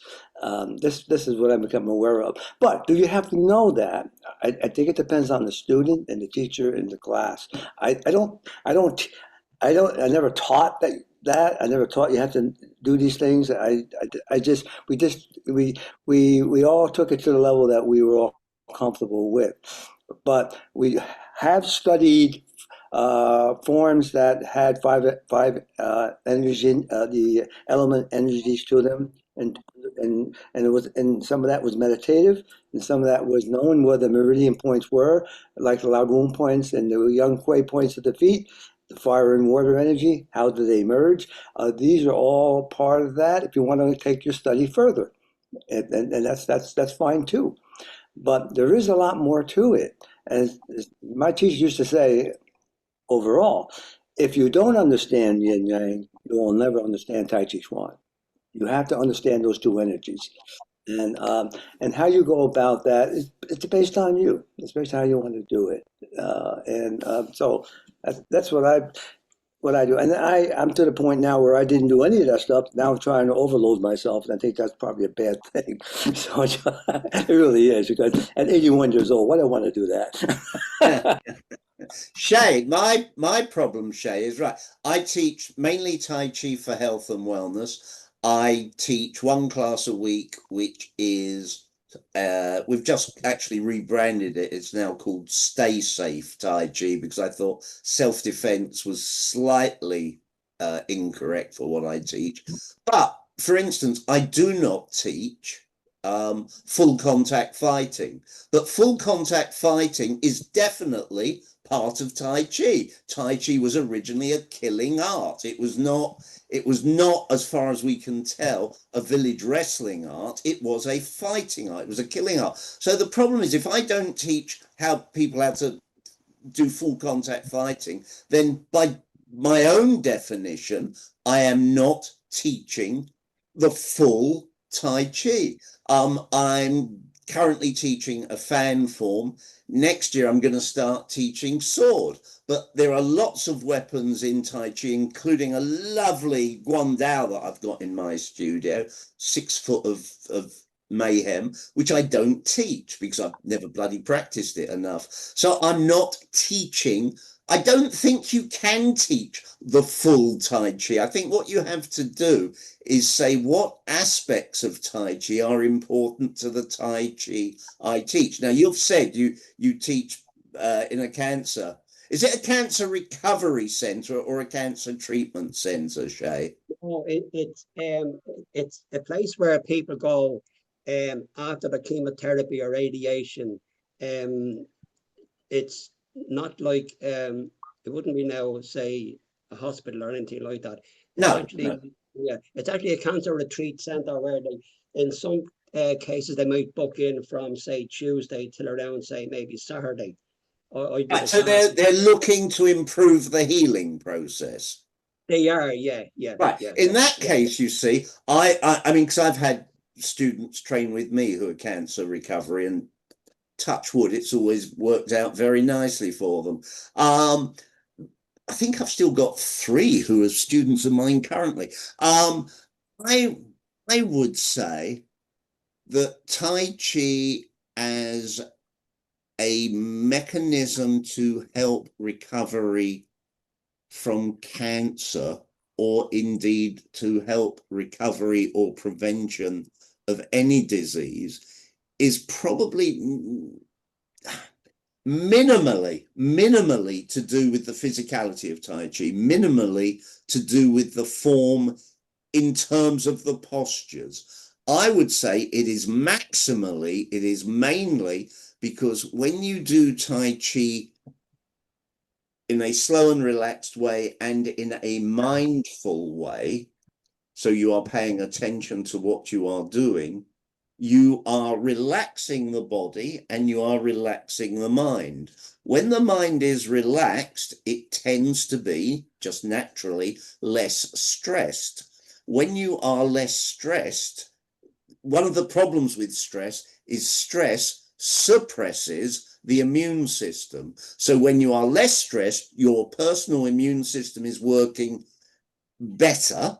I don't mean above. I'm not going to make the claim that Tai Chi improves the immune system. In other words, if your immune system had a sort of a maximum level of 100, I'm not going to claim that Tai Chi will make it 110. What I will claim is if your immune system had a level of 100 and because you're stressed, it's down to 70, doing Tai Chi will bring it up to 80 or 90. That's the mechanism, as far as I understand it, through which Tai Chi aids healing.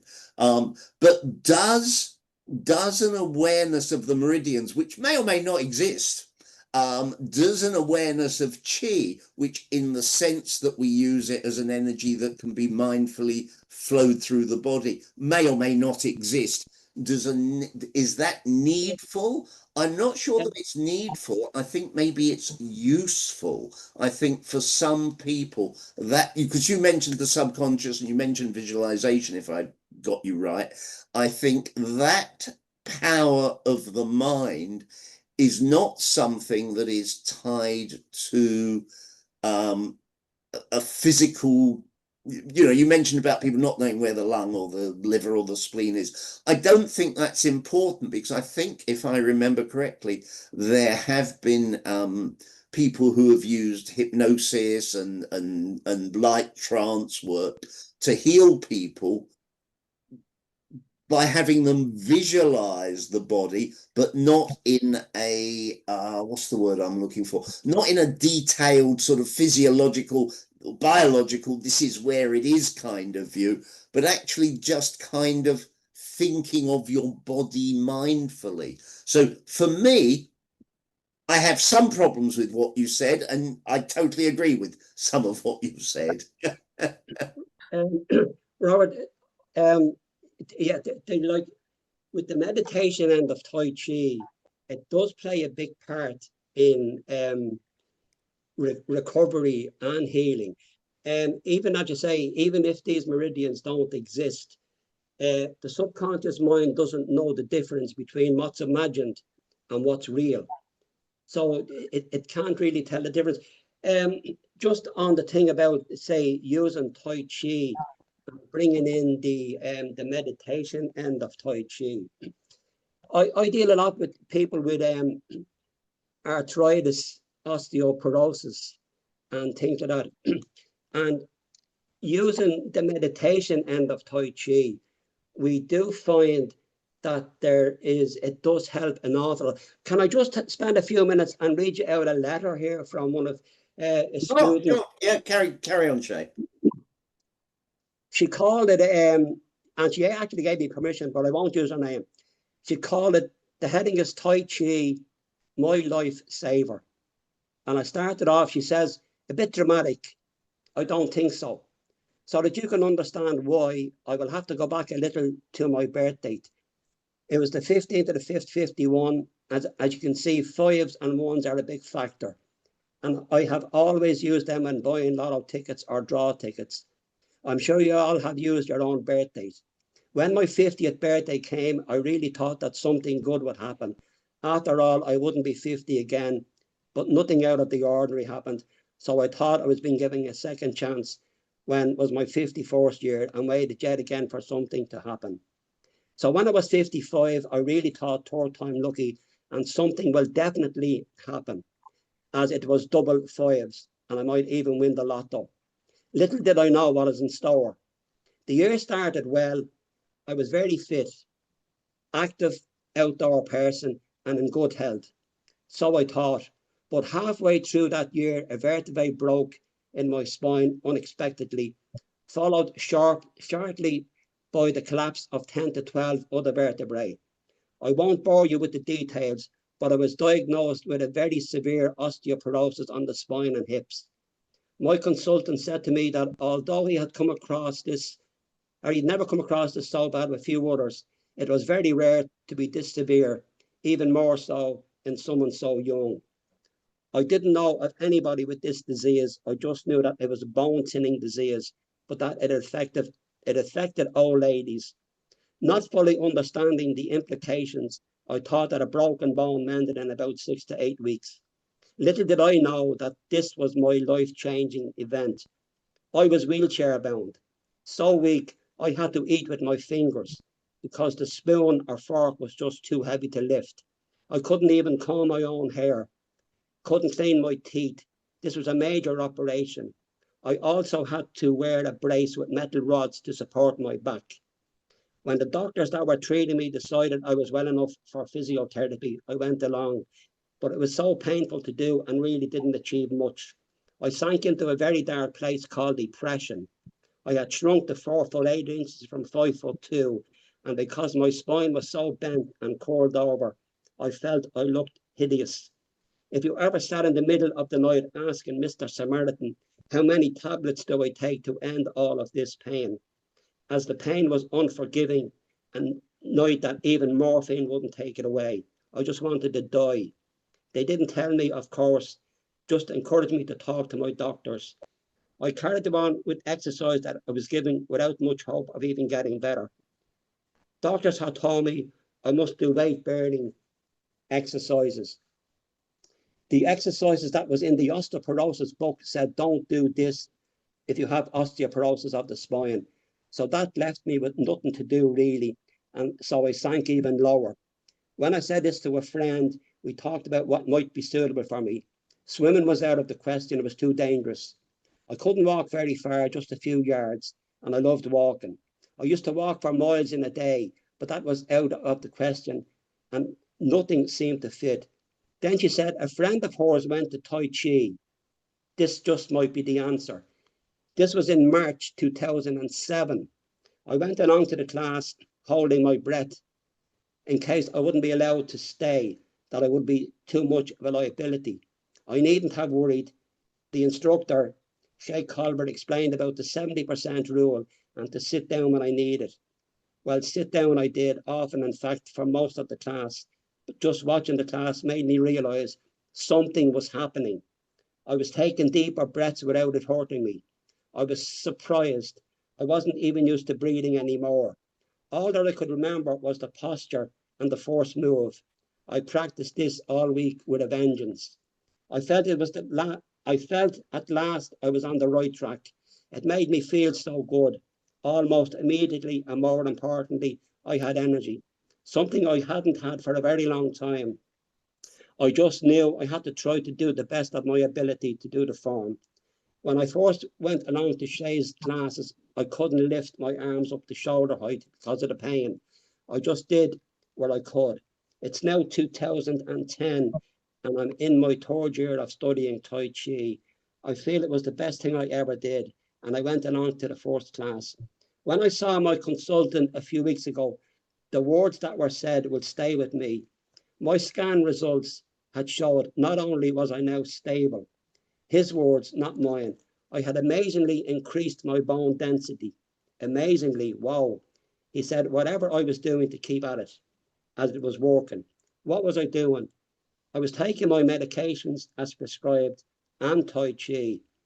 It is a lot of gratitude that I say thank you to myself, who was an excellent teacher and understanding and has helped and encouraged me every step of the way. Through Tai Chi, I can see there's no point in wishing for what I used to be. I can't change that. I don't dwell anymore on what I can't do. I focus what I can do. I do what I can when I can. I don't fully understand how Tai Chi works, but while I'm doing the form, I've no pain whatsoever. It goes on, and a lot of this was done through imagination and feeling. Oh, sure, sure. Yeah. I mean, that's a brilliant, brilliant story. And you know, a very, very brave lady indeed. But oh, I have no, you know, I'm sure. Actually, somebody who's not here this month, whose name has completely gone out my mind for the minute.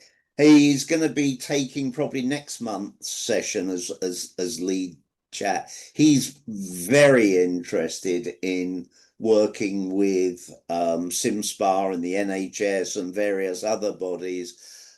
Keith, his name is, and his surname will come to me in a minute.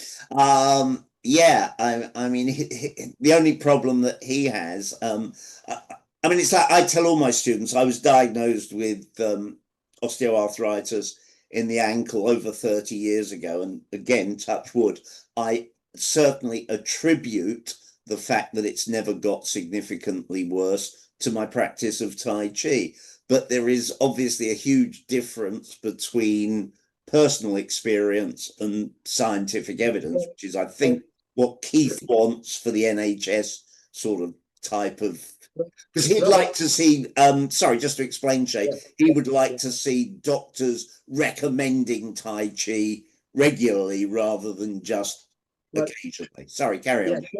Just on that point there, I was asked there a few weeks ago to go into one of the general hospitals here in the Midlands to do the Tai Chi, which I did.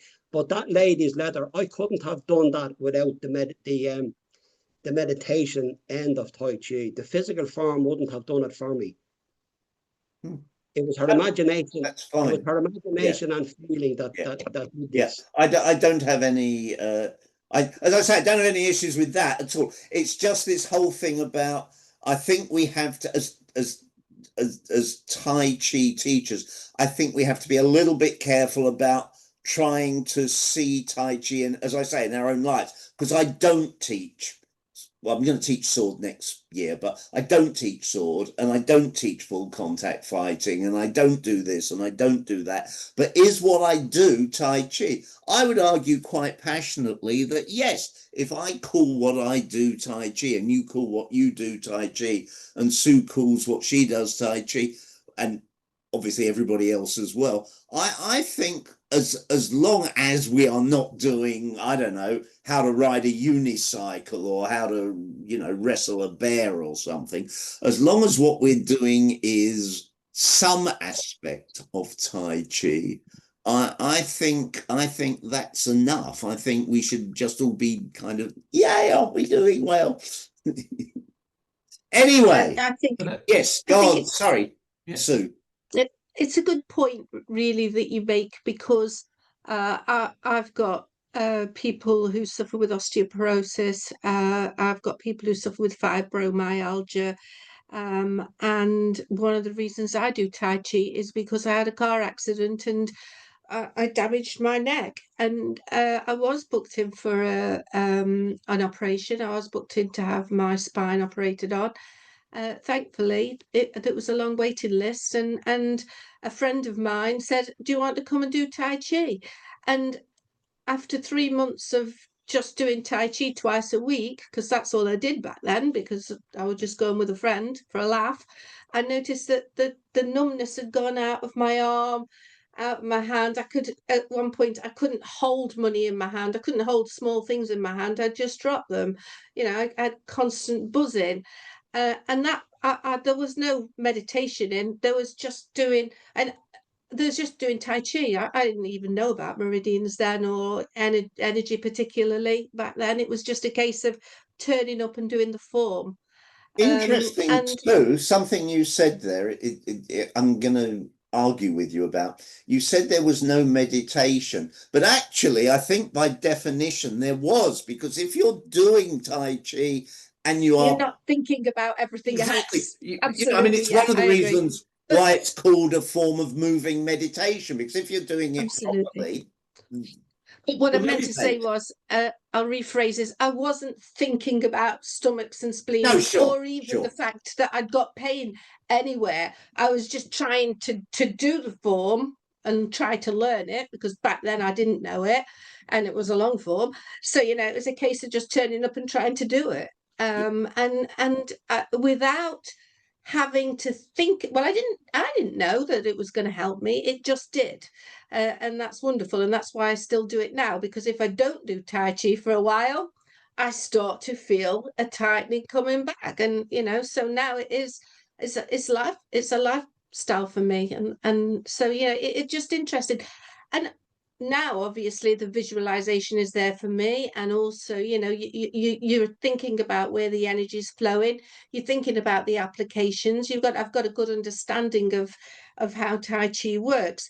So yes, you are moving energy around your meridians, if they are there, and or at least moving energy around your body. So you know, it's just an interesting concept. I think though, if you try to explain too much to a new student too soon, they won't be able to handle it. And Oh, I'm at sure first, Shay would. I take it you agree with that, Shay. You have to teach people gently in terms of all of the. Yeah. Like, I mean, you teach the form first, you teach the physical movements first, and then we come back and then we start teaching, well, what happens during the movements? How do you actually move the chi? I notice chi moving, like the yang energy, you know what I mean? The yang energy is moving, the yin energy is moving. But how do we actually move it? How do we direct it to a certain part of the body? Like we have to be able to move the chi around the body. I know the chi is moving on its own. It's not fairly strong. How do we direct the chi to one particular part of the body? How do we actually send it up the governor, send it down the conception, send it up through the thrusting channel? These are things that we have to be teaching in Tai Chi. And even, I'm sure you've heard of Bruce Francis. Oh, yes. Yeah, even Bruce Francis says that the physical part of the form is only 5%. The rest of it is 95. Steve, So did you how- want to jump in? Sorry, sorry. Steve, you Yeah, wanted. I was going to come in for two quick reasons. One is to say bye-bye, because with all this, both the mind and the body and the system, my body says it's hungry and my food is ready, so I'm going to go. I saw your good lady wife in the background. Do But give just her throwing in I love. quickly on topic, on when I start teaching people the health side, whether we want to call it Qigong, Daoyin exercises, whichever, my simple way of explaining it is, in Western medicine, if I have a headache, I might take a couple of paracetamol, wash it down with water. Hopefully in an hour or whatever, the headache might go away. If it does, next time I have a headache, I'll take some paracetamol. If I'm teaching more of the health-based exercises, yes, there's an incredible depth of knowledge that's available for those who wish to access that and are capable of accessing that. My little brain still can only work on superficial bits of it. But for the paracetamol to work, I don't have to be a doctor, I don't have to be a pharmacist, I don't have to be a chemist. They may all have been needed to create it and for it to work, but it works or it doesn't. For certainly starting these exercises, all I say is try them. You don't have to have the full depth of knowledge of the meridians, which organ it's working on, how it's working. You'll either enjoy it and feel better at the end of it, or you won't. If you enjoy it and you feel better, keep doing it. And if you want to know more, the information's there. But do I feel it's absolutely necessary? No. I do believe it works. I agree with Sue in where you started from. People generally go out with a smile on their face saying they feel better. If they wish to and they have the capacity for digging deeper, I may not be the best person to come to, but the information is there if you want it and need it. With that, I'm going to feed my tum-tum. So lovely topic. You could continue for hours, and I'm sure it will be fun if you do. No, actually, we're not going to continue for much longer because I've got to go in a minute. Yeah. Give my best to Penny, and no Will doubt do. we'll see each other in the not too far distant future. Yeah, Thank you hopefully for coming on, so. Steve. Yeah. Bye. Bye-bye, everybody. Bye-bye. Anyway, I'm going to say thank you all very much for attending. I do appreciate it, and I hope to see you all next month. Bye, everyone. Yeah, Robert, thanks a lot. Yeah, I really enjoyed this, and I'll try to get the camera working for the next one. Fantastic, Shay. Look forward to seeing you. Bye. Thank you all. Bye.